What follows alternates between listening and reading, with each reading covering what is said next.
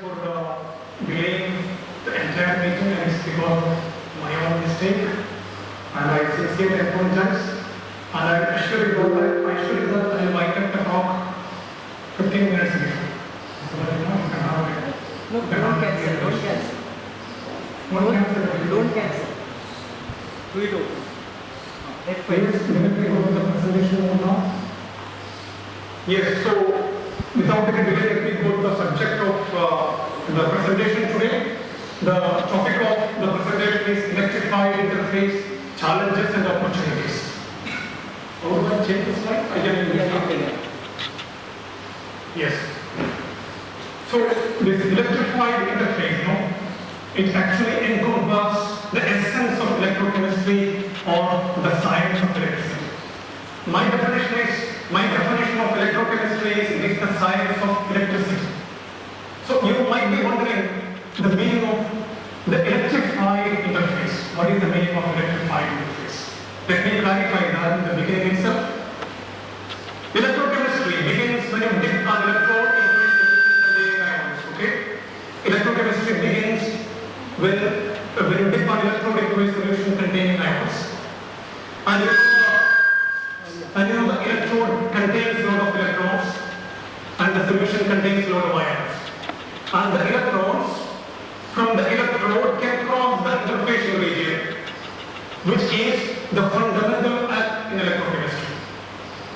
And you can imagine, when the electron crosses the interfacial region from the electrode to the solution, the electrode should acquire a positive charge, correct? And the solution should have a net negative charge, correct? Which means after that process, there will be a net positive charge on the electrode side and a net negative charge on the solution side. Which means there is a charge separation or a potential difference building up at the interfacial region, only at the interfacial region. A potential difference. And that potential difference is given by the very famous Nernst equation. For that, Nernst got the Nobel Prize. You know that, right? And you can see whenever you dip an electrode into a solution containing ions, there is a charge separation. There is a potential difference building up at the interfacial region, or I would say the interface is electrified. And that is the meaning of electrified interface. And that electrified interface encompasses the essence of electrochemistry. And that electrified interface is responsible for whatever you see as electrochemistry. Whatever you see as electrochemistry, for example, the battery you have right now in your mobile phone. Right? It is powered by the same science of electricity, the electrified interface.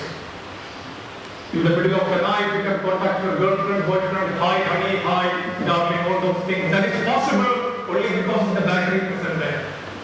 And battery powers your mobile phone or whatever it is, or battery delivers the text message, hi honey, to your girlfriend's mobile phone because of the same electrified interface within the battery. Even though you forget that, some people are very happy whenever I say hi honey. I am talking in general, okay? General perspective. That is possible because of the battery. In the process of sending the text message, you forget the pure battery that is making everything possible. Don't forget that. So you should know, if you know the fundamentals of electrochemistry, you will be very good at all these things. The same science of electricity is responsible for the operation of fuel cell and solar cell, which are zero polluting in nature. And the same science of electricity is responsible for the corrosion,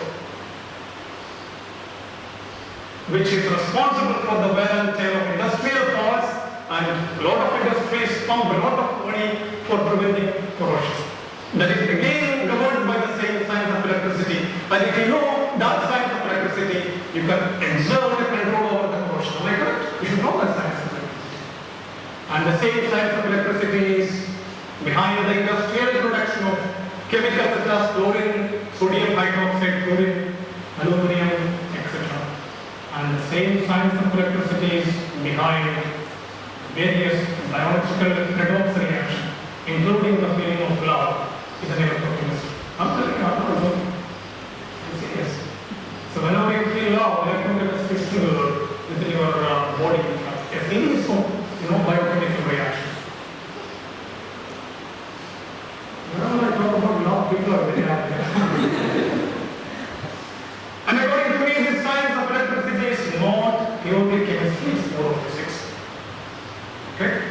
physics is the root of radio. This science of electricity, that physics is the root of radio, telecommunication, household lighting, and even the ability of Kudra to cling onto its container.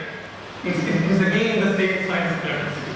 This ability of Kudra to cling onto its container is nothing but the phenomena of static electricity. You must be aware of that. And this science of electricity is also the basis of natural world. Atoms and molecules are held together in their own place by the same science of electricity or by the same physics. For example, if you take a zinc electrode or a zinc rod, and if you apply an electric field, you can knock out the zinc 2+ from the lattice into the solution. It is possible, right? By applying an electric field, you are able to knock out zinc 2+ from the lattice into the solution. That is the principle of electrolysis. I repeat, by applying an electric field, you are able to knock out zinc 2+ from the lattice into the solution, which means the forces holding the zinc 2+ in the lattice are electrical in nature. That is why you are able to apply an opposite electric field and knock out zinc 2+ from the lattice into the solution. Yes or no? Yes. Which means the same physics is responsible for holding the atoms and molecules in their own world. What not to say, you can produce around us, lightning and rain.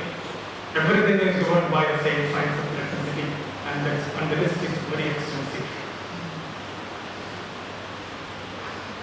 We can think, we can feel, we can muse, we can wonder and romance because of electric charges jumping between an unaccountably large number of cells in our brain. This is what electrical.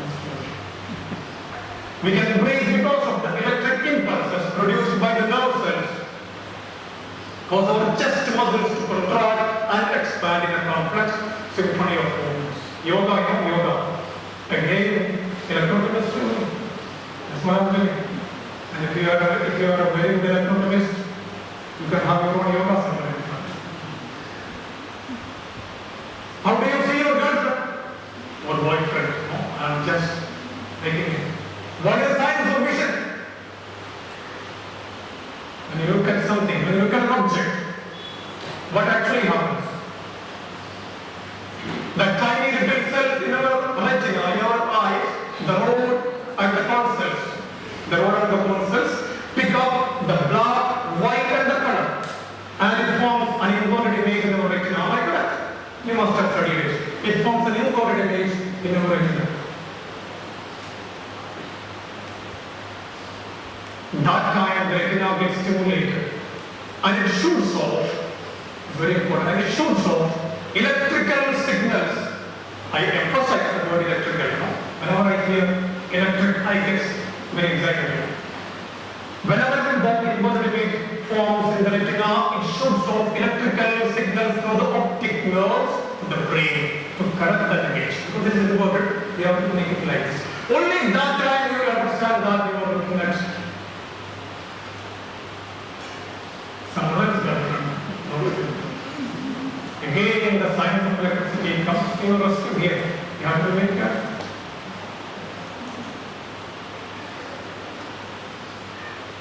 Because of this science of electricity, horses run, dogs cry, and the cats scratch. And the list is so extensive and exhaustive that you cannot imagine anything without electricity. And your own fundamental mechanism is a kind of an electric diagram. What you are today, you are sitting here and looking at me, right? And what you are here today, your own fundamental mechanism is a kind of electric battery, because science has reached a point that every living cell is a kind of an electric battery. It's a scientific argument, okay? It's a scientific fact. And we are made out of 50 trillion living cells, 50 trillion living cells, and each living cell has got a negative voltage on the inside and a positive voltage on the outside. Negative and positive, inside and outside, okay? Which means your living cell is similar to a kind of glass cell battery, in fact. Positive and negative, every living cell. And every living cell can produce a voltage of 1.4 volt. It is scientifically established.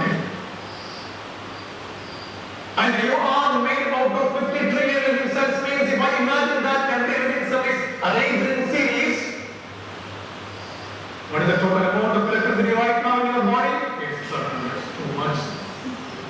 700 trillion volts of electricity right now in your body. That is why you are on top of the food chain. You understand? You are on top of the food chain.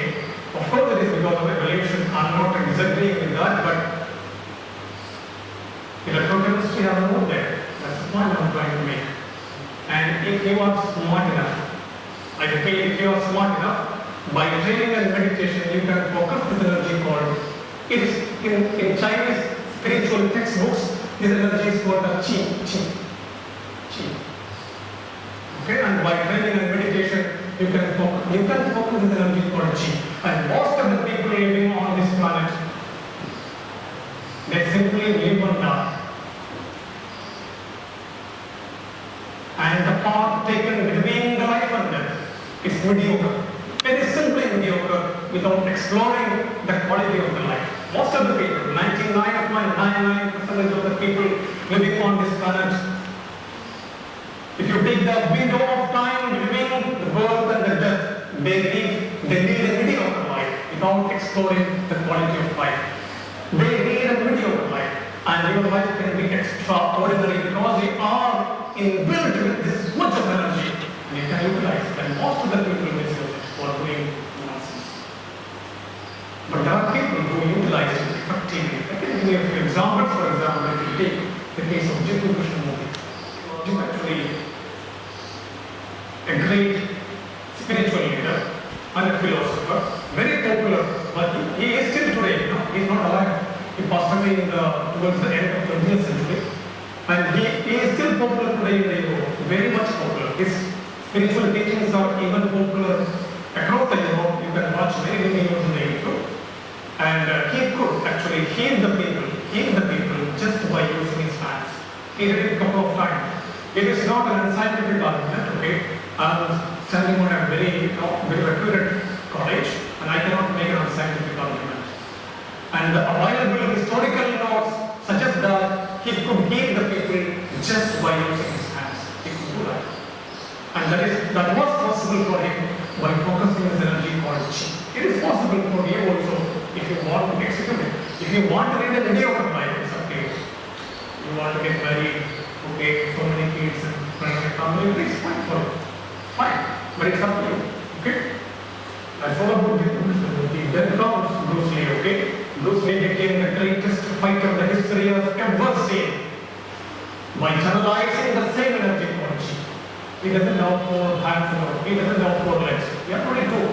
But he became an iconic figure, an iconic fighter, mainly by channelizing the same energy called chi. And you must know this person. I don't know. You must have seen many t-shirts in this photograph, and nobody knows who is that. Somebody thinking that it is Musthafa. Not Musthafa, okay? It is Che Guevara, okay? Che Guevara. He has also got a lot of beard, a lot of hair like that. Only the cap is not there. This is Ernest Che Guevara. Che Guevara, he was a major figure of Cuban revolution. And Argentinian Marxist revolutionary. He was a writer. He was a physician. And he was a military theorist. And on top of that, he was a guerrilla leader. He was the major figure behind the establishment of Cuban revolution. Of course, the Labour Party was captured by the Americans and he was shot dead. And that party is there. And even at the end of dying, they asked him, what is your dream?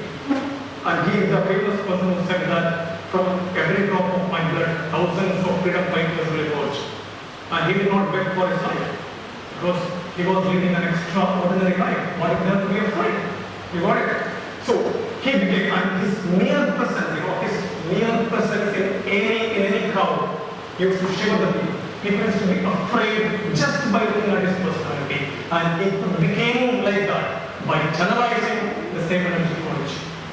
I'm talking about the science of electricity now, but I'm trying to tell you is that there are a lot of opportunities for you to explore your hidden potential. You have, I'm telling you, everyone here has got their own tremendous potential, and it's up to you, it's your freedom to explore it. That is why Hinduism says, right? Your life is your karma. Whatever the karma you does, that becomes your life. And if you want to be extraordinary, you have to organize your karma accordingly. And you are the only one species who have that freedom. And no one the street doesn't have the freedom. Right? Whenever it, anyway, that freedom comes only to you. That's all. So what I'm trying to tell you, the science of electricity I'm talking about. I said I proved that your fundamental mechanism is a kind of electric battery, and that battery is completely charged when you are young. And as you age, that battery drains out, and when the battery completely drains out, that person will die. So mere like primary batteries can never be recharged. I hope you understand. Which means the science. So your own fundamental mechanism is a kind of an electric battery. You agree with me, right? Your own fundamental mechanism is a kind of an electric battery. Which means the science of electricity is nothing but study about yourself, because your own fundamental mechanism is a kind of electric battery, which means if you learn the fundamentals of that branch of science, you will be able to understand some aspects of your life first. What about electricity? The science of electricity actually comes into effect in the life of rattlesnake in a very different way, You know, there is a tail-like portion, right? That is actually the rattle of the rattlesnake. Okay? And in 1994, Dr. Theodore Wensley from the US Environmental Department wrote in an article in Nature that the species, this species is blind, okay? It cannot see, it's blind. So the question will come, so the question naturally arises, how does it find the daily food? Its daily meal. You have a candy here, but there is no candy for the rattlesnake. So how does it find the daily meal even though the snake is blind? So he, in 1994, he argued in a paper in Nature that the snake can vibrate the rattle at a high frequency, and the vibration of the rattle creates a static electric field in the body of the rattlesnake. And that static electric field happens to be positive. With respect to your reference, okay? It happens to be positive, and you know, snake can move the tongue back and forth like this. So you have seen that, right? So if the outside situation, outside world happens to be negative, the tongue will feel attraction. Because the tongue is positive, tongue is a part of the body, right? And if the outside situation happens to be positive, the tongue will feel repulsion. So by looking at the attraction and repulsion, the snake can have an understanding about the outside circumstances, even though the snake is blind. Again, the science of electricity comes to the rescue of the species. And most of the prey, like rabbit, like small bat, they exhale moisture, water vapor containing air. Water vapor containing air. You know, water carries an electric field. You must have done several experiments. Water has an electric field. That is why when you repeatedly style your hair with a comb, with a plastic comb, and if you bring that plastic comb near a pipe, water pipe, you can blend the water, because the water carries an electric field. And I said, prey tends to exhale water vapor containing air, and when the snake moves the tongue back and forth, what will happen? Whenever there is water present nearby, it will pick up that electric field. Because water has an electric field, so the tongue can feel the presence of that electric field because of the presence of water. So by looking at the moisture content, the snake can exactly pinpoint the location of the prey, even though the snake is blind. Again, the survival of this poor species happens because of the science of electricity. That's what I'm trying to point out. Same thing happens in the case of electric eel. It's again a blind fish, and its body contains thousands of tiny batteries arranged in series, and it can produce huge voltage. Huge voltage is huge. And people have even lit up Christmas trees, you know, using electric eel. It's a tremendous voltage, 600 volts. And this is actually a photograph captured by the Discovery Channel. I just took a screenshot. It's an encounter in the wild between a small electric eel, I repeat, a small electric eel, and a giant alligator. And the outcome of the encounter you can see here. So the message I have here is, whenever you play with an electrochemist, you have to be very careful. He might look very small. You are just you know, In the electrical chemistry, whenever you explain it, be careful. Okay. And recently, scientists have found that the electric field can coil around the plate, and by that process, the electric field experienced by the plate is dramatically amplified, leading to instantaneous filling of the plate. Nobody knows how. There are a lot of opportunities. Then comes the curious case of hammerhead shock. Okay, its hammer contains powerful electrochemical, electrical sensory organ, and the species can emit very weak electric field. Every life on this planet has its own electric field. You have your own electric field. That is called aura in Hinduism. Aura. You have your own electric field. Okay, and what happens is that most of the time, the prey of the hammerhead shark used to be small fish. And whenever they locate the hammerhead shark, they tend to hide under the sand. They tend to hide to escape. But this fellow can scan the area and pinpoint the exact location of the hidden prey. Again, this science of electricity, because this fellow can pick up very weak electric fields and he can locate the exact location of the hidden prey. Again, the survival of this species on this ecosystem happened mainly because of the science of electricity. This is a very interesting example, the amazing example of flashlight fish. This flashlight fish comes out, it's a kind of nocturnal fish. It comes out only in the night time. Most of the daylight hours is spent in the caves or under the coral reef surface. It doesn't come out in the daytime. It comes out only in the night time. So night time when it comes out, it has to feed, it has to find food. But it is absolutely darkness. How do you find the food? So the species is equipped with a torch under the eye. That's what it's called, inbuilt torch under the eye to help them locate its prey, its planktonic prey. I'll show you that. This is a photograph taken by the National Geographic Channel. These twinkling spots are the flashlight fish. And it's actually an amazing, and the bottom figure is an amazing colony of flashlight fish. And you can see, again, it's a beautiful colony of flashlight fish in the night time. And this is a single flashlight fish. And you can see the light organ. This is the light organ. You can clearly see the light organ here under the eye. And and the light organ contains what is called a bioluminescent bacteria. And by the principle of bioelectricity, the bacteria converts chemical energy into electrical energy. That is how this whole species can see around in the night. So the bacteria produce light for the flashlight fish to find the food. In return, the flashlight fish provides nutrients for the bacteria to propagate. So it's a kind of an amazing example for a symbiotic relationship between two different species thriving on this ecosystem. Again, electricity, okay? Yes, I have a video here to show that how, I don't know whether it will work or not. Yes. So, yes, before that, this is actually an example for what is called conversion of chemical energy into electrical particles. You can produce light using electrochemical techniques, and I have a video to show you that this is collected from our own laboratory. There is a technique called electrochemiluminescence. By applying, you can produce light from the electron surface. The same principle of electrochemiluminescence, which has got immense applications in medical diagnostics.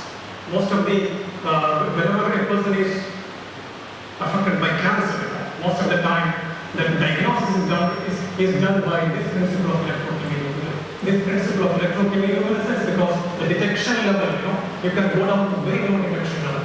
So the accuracy is so much, that is why this technique is very popular. We acquired this one from our laboratory. This is called electrochemiluminescence, and I will show you. Yes. You look at the electrode, now it is completely dark, okay? It's an electrochemical cell containing a few electrodes, and now it will start glowing, like, a firefly. You can see that. It is simply glowing. It's simply a usual electrode surface, you are seeing in your laboratory. You can see it's intense glow from the electrode surface, and this is called electrochemiluminescence. And this kind of, if you understand, if you look around and look at the species, thriving on this ecosystem, you will get a lot of ideas that can help humanity in various ways. Okay? Right? And I'm towards the end, okay? Not towards the end of this talk. Many people are happy. Okay? How does male chameleon attract females? Okay? Please don't mistake me, okay? I'm talking in the perspective of the nature. If you regularly watch Discovery Channel or National Geographic Channel, you will see that in most of the species, the males, the male, they fight among themselves. You take elephant, you take lion, you take any species in the wild, they fight among themselves for the right to mate, for the right to propagate, and for the right to procreate. It is in that context I am talking about attracting females, okay? And in the wild, they fight among themselves, and only the strongest will be successful. The strongest will be successful. That is actually by evolution, that is a natural selection. Because nature demands that only the strong should survive. The weak will be absorbed. That is the policy of the nature. You might think it is very cruel. The weakest will be absorbed, strong will be surviving. But what about nature survives better? We got it right. But in Fergusson College, I'm sure you don't want to fight, right? You people do not like fighting each other. So it's not a different technique. This kind of technique you have. So we use parallel, okay, to attract females. So, but for a chameleon, this parallel is for the wild. So for a chameleon, what happens is that it tends to adopt a beautiful green color whenever it wants to attract females. And this is again the electrochromic phenomenon. In electrochemistry, it's again the science of electricity. It's propelled by the science of electricity. There are various combinations of optics and other things that are involved, but you can read more about. So I would say the science of electricity is the parallel of chameleons. And again, you might have seen this folding and opening of the leaves of this beautiful chestnut plant. This is again propelled by the science of electricity. You must have studied concentration cells. I will not do during your BSc and MS study. Concentration cells. And this is again powered by potassium ion concentration cells within the cells of the species. I don't want to talk too much about it, and the message is the science of electricity saves millions of lives every day worldwide. Because the portable glucose sensor you can buy from the market, you can walk into any pharmacy, you can buy this equipment. It is powered by the science of electricity. There is a kind of amperometric electrode inside, and whenever you touch, whenever the blood comes into contact with the electrode, what will happen? There is an enzyme inside that machine. That enzyme will oxidize glucose to gluconic acid. So whenever there is an oxidation, electrons will be released. Electrons released means there will be a current flow. If there is more concentration of glucose, what will happen? You get more flow of electrons and more current. So by looking at the current signal from the blood, you can actually find out the exact concentration of glucose. And you can take precautions against deadly lifestyle disease. That is how it works. It's again powered by the science of electricity. So the message is very clear. Science of electricity is very, very powerful. Huge bicep, right? Yeah.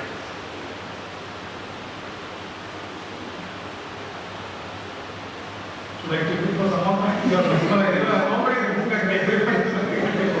All right. Now let me talk a bit of science, okay? Because it will not take too much time. A bit of science. Electrified. I said in the beginning itself.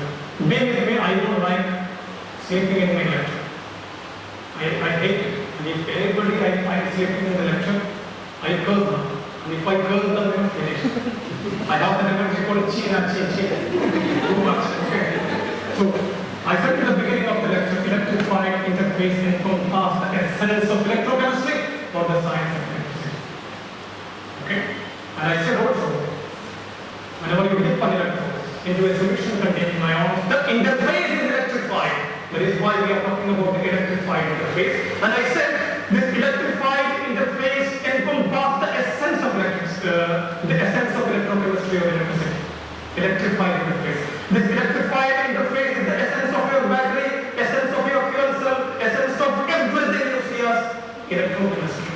Which means if you know that electrified interface, if you know the structure of that by looking at it, if you know the structure of that interfacial region, you will be able to manipulate it according to your need. For example, you want to charge throughout the night. You need a long power battery, right? So you need to look at that region and tune there, work on there. You got it right? It's very important. You should know the structure of that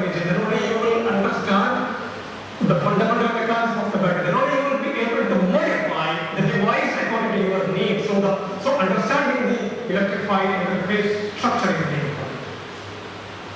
You cannot go into the electrochemical cell and look at the interface region, nothing you will see. I will have to take you to the hospital. Because most of the time it is actually let us the fact if you go and say, I will take you to the hospital. So you cannot do that. But for that there are many theories available. Theoretically people have looked at this particular situation that they imagine in their brain. And they have come up with various theories how the structure looks like, the interface structure, because that encompasses everything. I'll tell you why the interface region, when you dip an electrode into a solution container, only this interface, the point of contact is important. Nothing else. Battery is powered by the point of contact. Why that point of contact is important? For example, you imagine an ion far away from the electrode, far away there, where Ashish sits. An ion, okay, an ion spherically symmetrical ion. What will happen on a time-organized scale? That ion will see a spatially symmetrical world. Everyone will say, right? Everyone will be saying. Yes or no? You are with me, right? Everywhere. Right side solution, left side solution, top solution, bottom solution. Everyone will say. So the ions are at peace, completely peaceful. They don't have tension. There is no anxiety. Imagine that ion is now slowly walking, okay, the electrode is there, the ion is slowly walking like this towards the electrode surface. It reaches the electrode surface now. On the right side, what happens? Solution. On the left side, electrode. A giant electrode flexing the muscles like this. Not me, a giant electrode flexing the muscles on the left side. I also be terrified. Yes or no? Because there everything was symmetrical. The symmetry is broken down when it approaches the electrode surface. The spatial symmetry experienced by the ion is completely broken down when the ion is near the electrode surface. Right side solution, left side electrode. Ions are terrified. Whenever you are terrified, what happens to you? For example, a dog chasing you. What happens? A dog walking, how like that. Not correct? I can't read it. So tell me now, so whenever a dog barks at you, what happens to you? You become anxious. You have tremendous capacity to run at that time. Am I correct? Compared to the situation when you are at peace. So whenever there is an anxiety, fear, there is a build-up of so much of energy. So imagine the ion is near the electrode surface, ions are very anxious, terrified because of the asymmetric problem. This side solution, this side electrode, they are terrified. And you know from your own body language that when anybody is terrified, there is built up of tremendous amount of energy, right? And that tremendous amount of energy helps you to run faster than a dog barks at you. But in the case of ions, they cannot run. The tremendous amount of energy you express by running, but in the case of ions, it will be expressed as what? As what? Potential. That's what it is. That tremendous amount of energy will be expressed by the ion as an interfacial potential difference, and that is what is given by the Newton's equation. I hope you understood now. Okay? Very good. Now there are various theories about the structure of the metal solution interface. And all those theories you can understand if you know the relation between Ambani and Dept. Ambani, right? Ambani. You don't know, I'll show you a picture. Very old picture. If you know the relation between Ambani and a beggar, you know the purpose of all these theories. See, Ambani is a super rich guy. Crores, not crores, billions of dollars. Okay, maybe I should not say crores. If Ambani gives 1 crore to a beggar, Ambani walks to a beggar and he gives 1 crore to a beggar, what will happen to Ambani? Tell me, can they go? Nothing will happen, right? If nothing happens to Ambani, should we worry about it? No, very clear. Metal is like Ambani. Why metal is like Ambani? According to electron C model, metal is described as metal ions swimming in a sea of electrons.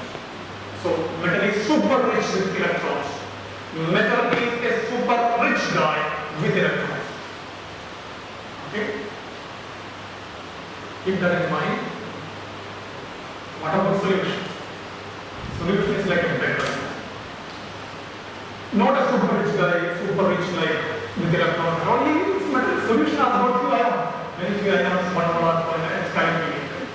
1 molar, you can 0.5 molar, 1 molar like that. Very few ions are there. Not like super rich guy, electrons, C of electrons like a Badshah, he is sitting, he's swimming. No. Solution is like a metal. Before getting 1 crore from a body, can you imagine the life of a metal? Before getting, I want you to imagine. Don't open the mouth. I see many people are lightly opening the mouth and inhaling all the oxygen. I feel suffocation here. I can't stop. Don't take away all the oxygen. I am also a species. I have the right to exist. If you open the mouth and take away all the oxygen, well, go around. I have to run this window. All this window. Please don't do that. Okay?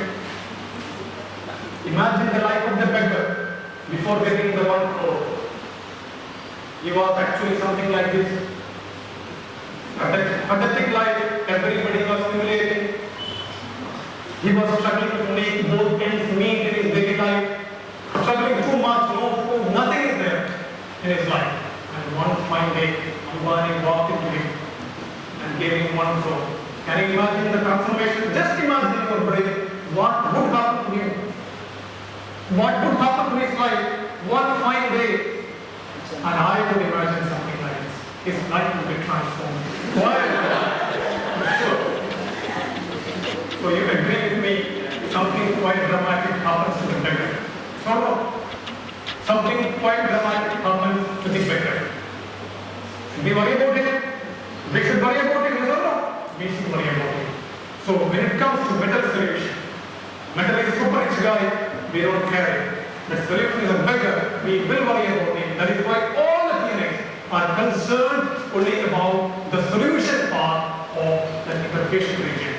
In a different electrode, we have a metal and a solution also like interface means a metallic electrode is there, solution part is also there. So all the theories are concerned about the solution part, not about the electrode part. The reason is this, solution is a beggar. I will briefly take you through all the theories very briefly. Please stay with me without opening the mouth. The first theory is very briefly parallel plate condenser model. It's called, or Helmholtz Berry's theory. Very simple model. According to that model, when you dip an electrode into a solution containing ions, the electrode will have a layer of charge on its surface. To counter that layer of charge, the solution will have another layer of charge. And both layers of charge are fixed and immobile. They cannot move. Please keep that in mind. Electrode will have a layer of charge, very simple, and the solution will have another layer of charge. You know, right? When you dip an electrode, electrons can cross the interface. Electrode can become plus, solution can become minus. I'm talking about that situation. So there will be a layer of charge on the metal electrode, and to counter that charge, because we need to preserve the electroneutrality principle, right? So to counter the charge of the metal, we should have another layer of charge on the solution. And that layer of charge on the solution is fixed and immobile. It cannot move like a plate. That is why it looks like two plates. That is why it's called parallel plate of control. Okay? And this theory was brilliant, no doubt about that, but it was a brilliant figure also because it could not explain any of the experimental facts. Of course, it was a brilliant theory, but experimental, so after doing an experiment, people compared the data with the theory, but there was no matching, so they had to look for another theory. In that process, Goy and Chapman came up with what is called Goy-Chapman's diffuse layer theory. If you were the Goy-Chapman student, what would you suggest? Because the first theory had some problem. What was the problem?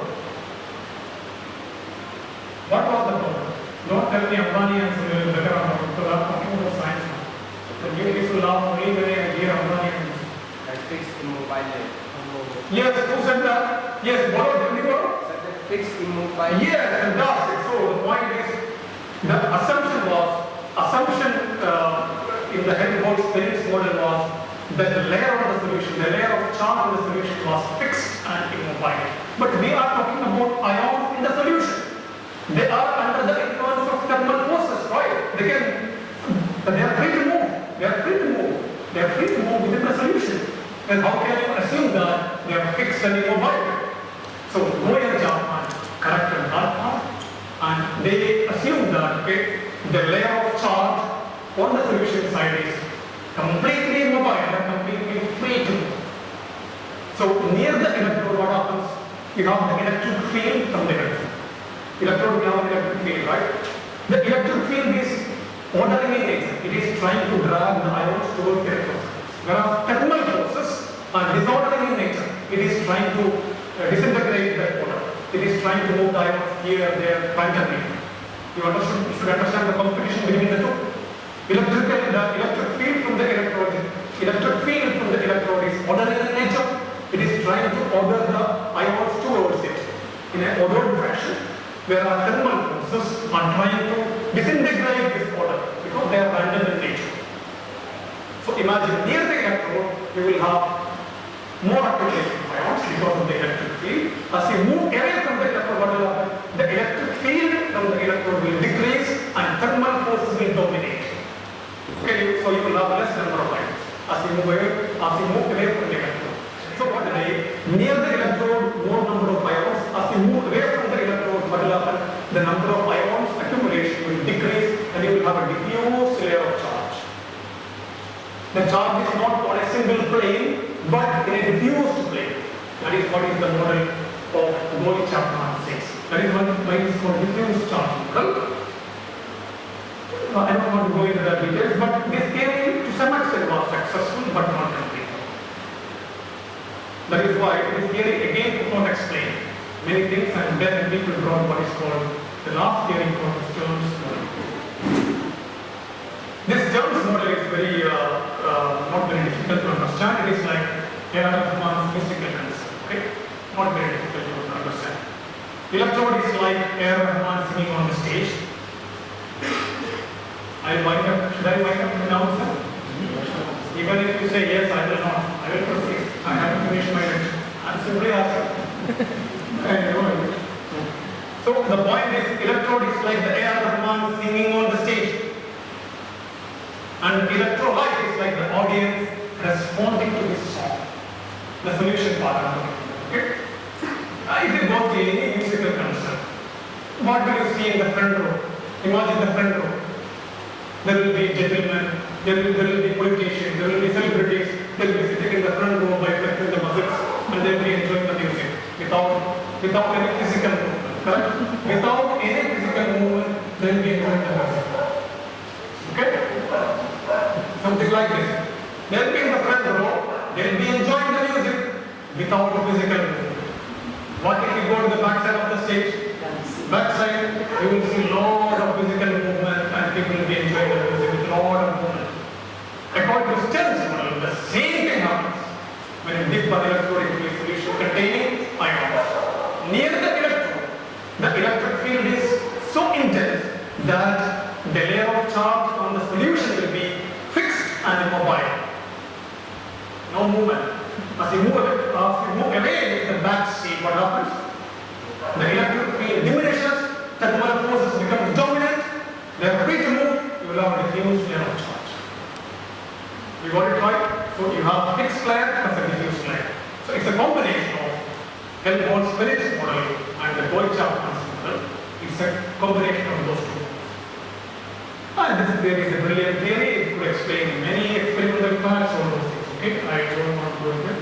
Let me wind it up very, very quickly. Can I take 10 more minutes? Yes. 10 more minutes? Okay, right. We are on time. Yeah, but They are not hungry. They request me back now. No. Take it. Shall I stop it? I'm not going to stop it even if you say yes. Why is that? I don't understand it. Somebody asked, why are you asking? Good. Okay, so I came to myself today to talk to you about the science of electricity with a purpose in my mind. The purpose is here. See, the science of electricity becomes extremely important. And it became extremely important in the 2000 2015 onwards because of this historic Paris Agreement on climate change, where all the world leaders unanimously agreed to limit the global warming temperature to 1.5 degrees C. Mainly because of the adverse effects of global warming. As you can see here, I don't want to go into details. Because of global warming, the ice layers melted away. You can see they're clinging onto the last pieces of ice left in their habitats. It's because of our own, it is mainly because of anthropogenic or human activities. Okay? And you know, carbon dioxide, like polar bears are usually very aggressive and ferocious. Very aggressive and ferocious, and they are heavily dependent upon the ice layers to find their daily food. Their daily food is sea elephant, penguin, etc. Okay? Only if ice is there, those species will be there. If only those species are there, they will get food. Right? Am I correct? It's a kind of symbiotic relationship again.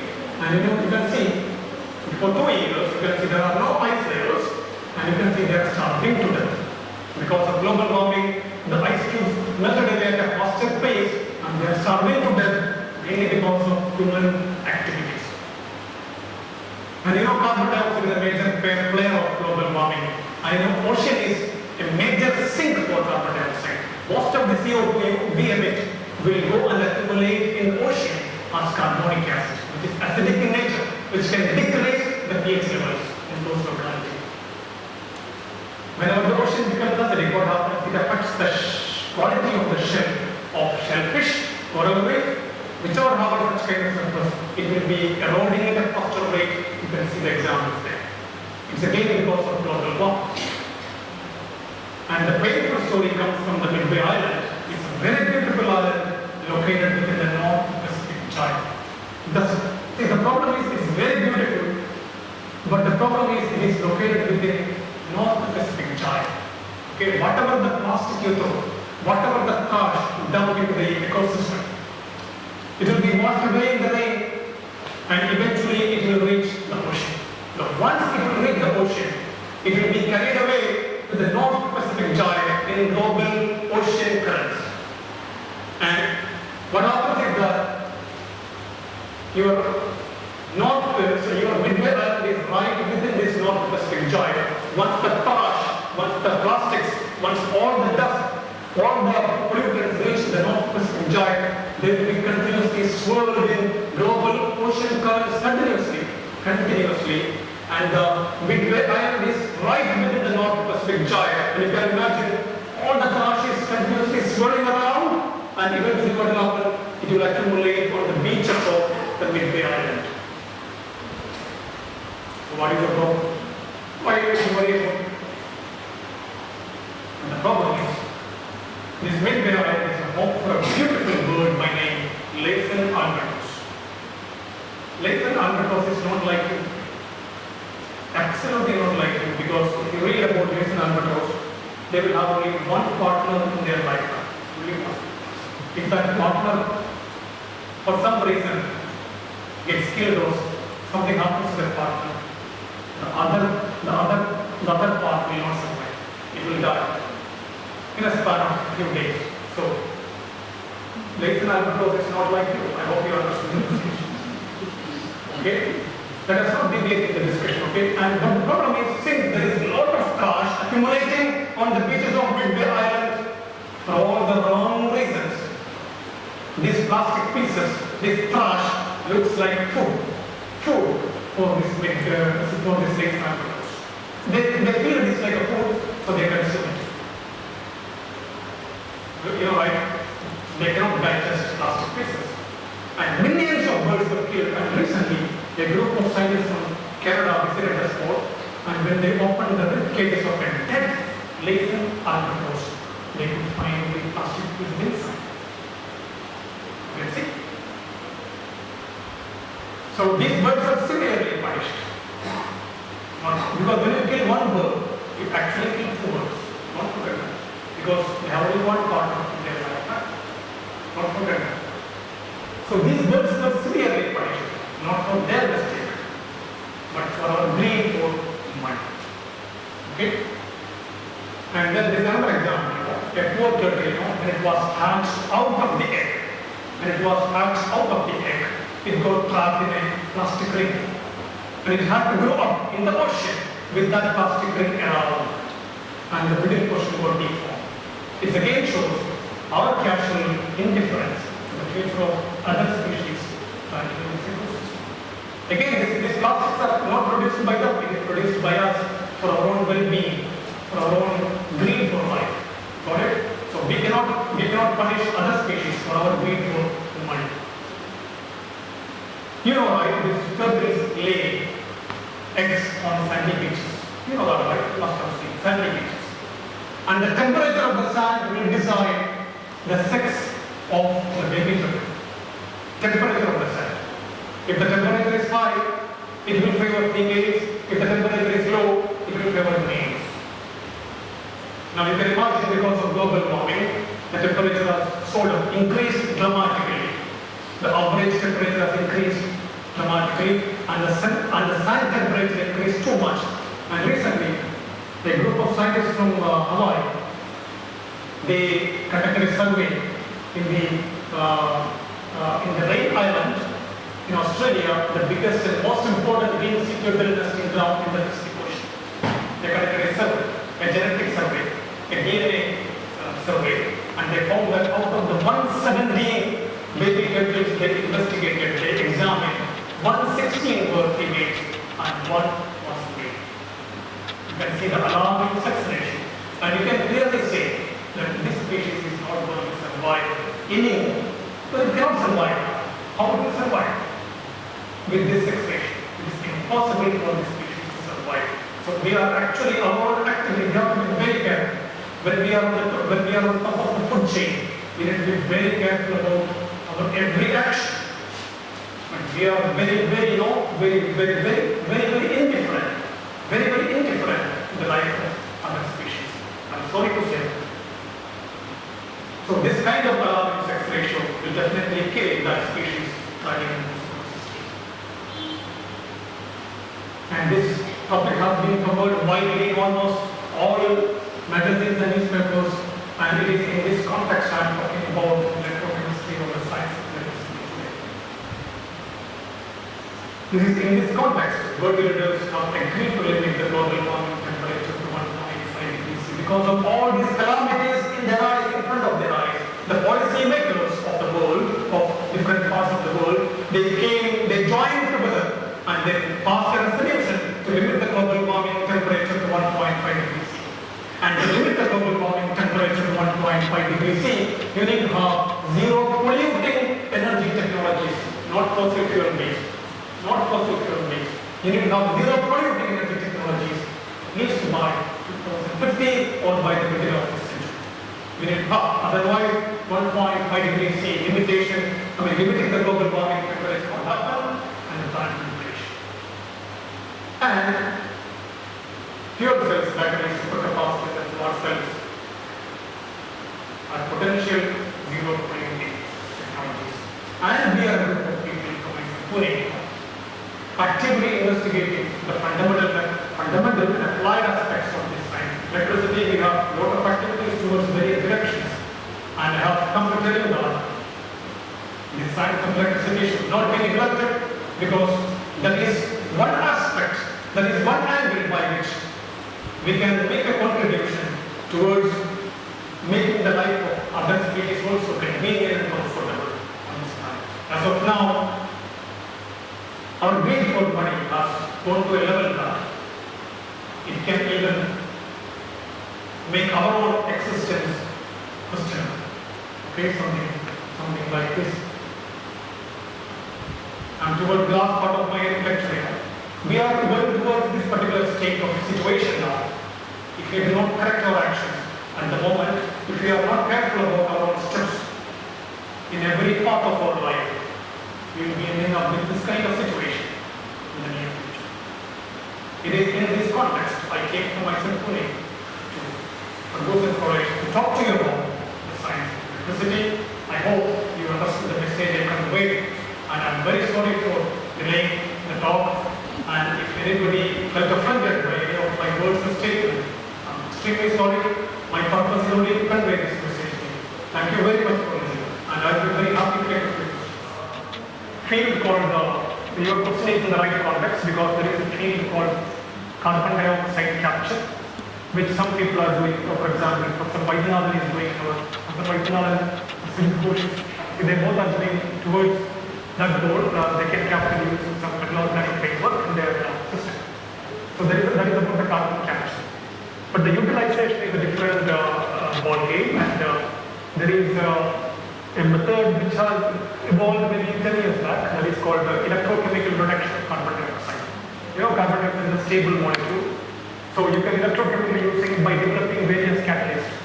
Okay? Since it is very difficult to be reduced, given the fact that it's a stable molecule, you need to develop an electrocatalyst, a catalyst to drive the reaction. So if you develop the right kind of catalyst, you can electrochemically, by applying a negative voltage, you can reduce CO2 to formic acid, formaldehyde, methanol, ethane, etc. And later you collect those products, okay, separately. You can use those things, for example, for driving your alcohol. So you can make a fuel. There is something called alcohol fuels. You know what about that? If you after electrochemically reducing carbon dioxide, alcohol, for example, if your catalyst sustain that pathway, take the alcohol, put it in a fuel cell, okay, you will get electricity by producing again CO2, capture that CO2 again reduce it, it will become sustainable. You cannot reduce it too much, you can sustain. I hope I answered your question. Thank you for asking. Wait. So good question now? Good. I will take simple, but my question is like imagine. आपण असा electrified interface म्हणू शकतो का जो unlimited range भेटू शकतो? So somebody say the point is I don't know even Hindi properly. Oh, yeah, sure. Is it possible? Can we create electrified interface which can create unlimited energy? My question is Very interesting question. So, but philosophy here. Who is making the electrified interface? Who is making it? Who is making it? I'm asking. yeah, actually I have a question. Can we make So I'm coming to the answer already. Who is making the electrified interface? We already know. 60 to 70 years old. Can you wait for 1,000 years? How can we make an electrified interface which can, you see, we ourselves are limited. Our own inherent characteristics, we are so limited by the time span, by our abilities. So we are a limited species. When we make an interface, it cannot be better than you. yeah, but can we There is no body. There is no body here. You got it? See, when you become an infinite species, then only your intelligence will become infinite. Then only you can make an interface of infinite quality. As of now, we are all limited species. And with our limited intelligence, we can make only this much. Infinitely not possible. We need to go to another planet.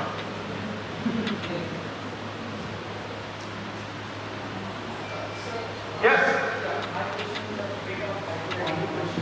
My answer also, if you don't know it, and then I gave you. So is it possible to use the human as a battery? Because we have used, as you told, we are around 700 years. Yes. Where is my jeep? I have to skip now. So your question is whether you can use human as a battery. See, we don't capture people and try to use a system of battery, but I can give you an indirect answer. Okay? See, you are basically questioning the existence of the battery. Why? If there a battery exists, if that battery exists, why can't I use it? That's what it is. So basically, have you heard about the technique called electrocardiogram, ECG, to measure the muscular functions of your heart? So, heart is actually a two-stage electrical pump. If you read about the heart, you can understand. All of you must have heart, right? I'm sure. It's a two-stage electrical pump. I mean electrical pump. If you read the anatomy of the heart, it's a two-stage electrical pump, not mechanical. Okay? And any electrical pump requires electrical power supply. Yes. Very electrical power supply for the heart to beat 24/7, 24 hours. it is, incessantly supplying the blood all over your body. How is that possible? Now we see the battery there. And recently, I'm coming to you and I have a question to answer. May not be satisfied completely, but recently, scientists have found what is called cinnamotide, SAO, it will be cinnamotide. And this cinnamotide contains its own automatic pacemaker of the heart. And this cinnamotide contains the battery, contains a kind of battery which is supplying electrical power to your heart to beat continuously before itself. And the advantage of this cinnamotide is it is not controlled by the heart. It is functioning independently of the brain to deliver electrical power supply from the heart to beat. And only that activity is measured in electrocardiogram. The electrical signal is being captured. So there is an inbuilt battery. There are indirect examples, but if you go inside the new one, you will not see a cell kind. But having said that, the inbuilt battery now, you cannot use it for this line road. You can use it for your own karma, your own life, not for operating this woman. May not be possible like it. It could become right or after I give. Alright? So, Yes. so as you told that we have a inbuilt battery. So, and we told that when we get old, the battery gets discharged away. But so is it possible to recharge it somehow? Which battery? Human battery. The human battery. Very, very, very interesting question. You did a very good one. I don't know. See, the point is, that is what is called the reboot.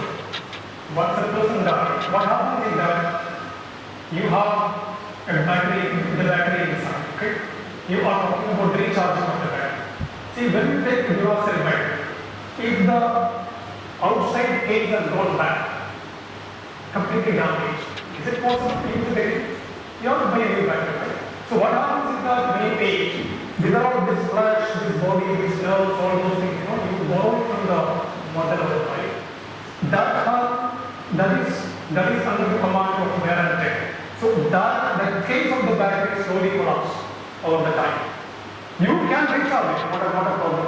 But the problem is the case which encapsulates the battery won't support it because it will be shrinking. You are unable to see properly, you are unable to hear properly, you are unable to walk properly, you will be all those things because they become very old. The outside place is damaged almost irreversible. So recharging that battery won't be possible. That is why in Hinduism there is a concept called rebirth.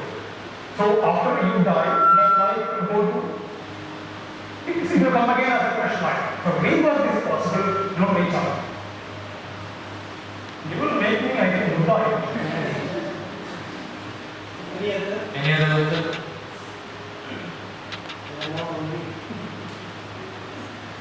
Yes, you want to say that. Hello. In India, we are mostly using coal for producing electricity. So in coming up to 2050, so what are we going to do to replace or reduce carbon dioxide pollution, so that we are going to zero pollution. So you are talking about in India, what are we going to do in terms of carbon neutral energy cycle? See, as of now, the energy cycle is governed by fossil fuels, carbon-based fuels, like lofting, octane, all those things. The burning undeniably release a lot of carbon dioxide and carbon monoxide. Carbon monoxide, of course, you can catalytically convert it to carbon dioxide using a catalytic converter in your exhaust site. That is possible. But people now, I don't know, I have a slightly different view on this aspect. I'm sorry if it offends anybody. And now the government of India is moving towards electrification of transport. And they, in fact, encourage battery-powered vehicles. You can see like zero emission bus which is running across our street. But I'm telling you, it is disastrous. It is going to be another disaster. Mainly because It's zero emission when it runs, no doubt. What about the manufacturing process? When you manufacture a battery of that size, already a lot of CO2 is evolved, already is there. And what is the point in claiming now, okay, I'm running now, there is no emission? That is not the way. You need to actually, there is something called well-to-wheel analogy whenever it comes to carbon footprint. Well-to-wheel analogy. You need to take the carbon emission from the well to the wheel means to the vehicle. So you have to calculate all those carbon emissions during every step of that. And then you claim whether the technology is zero emission. And there is not going to be a single zero emission technology. It's not possible. You can reduce. And the battery, I'm telling you, battery, you ask this question. I'm looking at you. Maybe you are so mesmerized. So the point is, the battery, what I was saying? Yes, so the battery powered vehicle is an ambitious vision of the government of India, but it's going to fail miserably because battery has a life. Okay, life means it can be used for 3 years. After 3 years, some of them can be recycled, but majority will not be done. Where you will dump it? Tell me, you show me a place to dump all these things. And most of the battery grade chemicals are carcinogenic in nature. It can directly cause cancer. That is why there is a rule whenever your laptop battery is worn out, you cannot throw it outside. In India you can throw it. Nobody is going to question. But in